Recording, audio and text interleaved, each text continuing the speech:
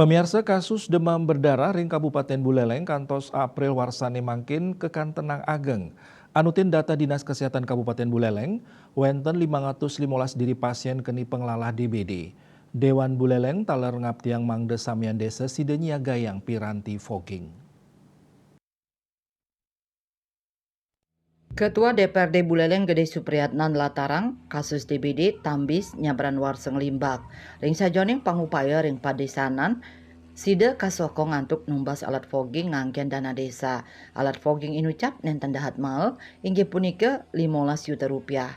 Nampenin kahanan inucap artos nyani penanggulangan DBD nenten wantah mau upaya oleh pemerintah Kemanten nanging krama ring samian desa mangdani talar ngutsahayang pai ketandane mau sang ring sawetara desa sampun mau usaha nes pengelah kasus. Sawetara desa inucap sampun ngelimbakang inisiatif melarapan fogging mandiri antuk nambakin pengelola DBD Sayan Ageng. Asapunika taler PJ Bupati Buleleng ketut lihat nyana mausang. Penampen DBD sepatutnya nenten kemargiang ritat kala kasus inucap. Nambakin kasus mangdani kalimbakang sadurung alikan sasi. Santukan ringgalah inucap katanya kasus sampun incap. Nyoman Yuda Bali Pos Nguningayang.